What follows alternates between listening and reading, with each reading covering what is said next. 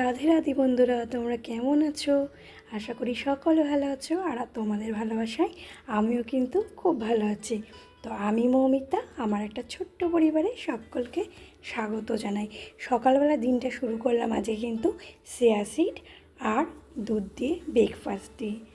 তো তারপরে দেখো রান্নার জোগাড়টা করে নিয়েছিলাম। তো রান্নার সেটা জোগাড়টা তোমাদের সাথে শেয়ার করা হয়নি। ডিম ভেজে কিন্তু ঝোল করে নিয়েছি।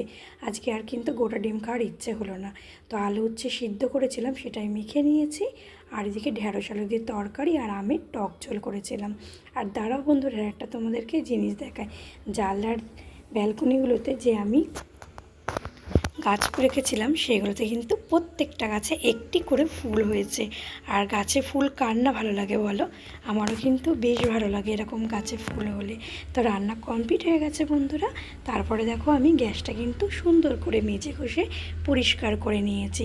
আজকে তোমাদের সাথে যেটা শেয়ার করছি সেটা হচ্ছে দুপুরের পরে আমার যে কাজগুলো থাকে, দুপুরের পরে বলতে আমার রান্নার পরে যে কাজগুলো থাকে সেটাই কিন্তু তোমাদের সাথে শেয়ার করছি। তো রান্নার পরে বাসনগুলো আমি মেজে নিচ্ছি। এক একজনের সংসারে কিন্তু কাজ করার পদ্ধতি এক একজনের এক এক রকমের হয়ে থাকে। তো আমি কিন্তু এই রান্নার পরে এই কাজগুলো করে থাকি, কারণ সকালবেলা যেহেতু এই মিঠিকে দেখছো, মিঠিকে নিয়ে কিন্তু স্কুলে যাওয়ার থাকে। তারপর হচ্ছে স্কুল থেকে এসে মায়ের টিফিন বানানো থাকে। পরপর কিন্তু গোপাল সোনাকে তোলা, ঘুম থেকে তোলা থাকে। তো এইসব কাজের জন্য আমার সকালবেলা এই কাজগুলো কিন্তু করা হয় না। তো আমি কিন্তু রান্নার পরেই এই কাজগুলো করে থাকি।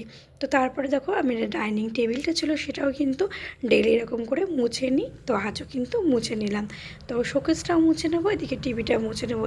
এই কাজগুলো কিন্তু আমার ডেলি গাড়ি করতে হয়, কিন্তু সেটা আমি রান্নার পরেই করে থাকি। সকালবেলাটা কিন্তু আমার মোটেই একদমই পসিবল হয় না। তো তারপর দেখো আমি ঘরটাও মুছে নিচ্ছি। আমার মনে হয় যে আমার সব কাজ করে নিয়ে তারপর যদি ঘরটা মুছে, যেন ঘরটা পরিষ্কার বলে মনে হয়। আর দেখো বড় মেয়ে কিন্তু স্কুলে যাচ্ছে, ওর কিন্তু পরীক্ষা 12টা থেকে।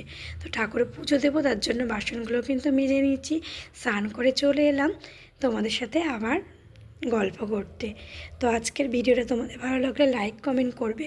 আর আমার যারা পাশে আছো তাদেরকে তো অসংখ্য ধন্যবাদ। আর যারা আমার চ্যানেলে নতুন আছো তাদেরকে বলছি আমার চ্যানেলটা সাবস্ক্রাইব করে আমার পাশে থেকো।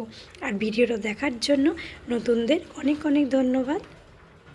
তো গোপাল সোনাকে দুধ আর গঙ্গা জল দিয়ে স্নান করে দিয়েছি। এদিকে ভোলে বাবাকেও দুধ গঙ্গা জল দিয়ে স্নান করে দিয়েছি।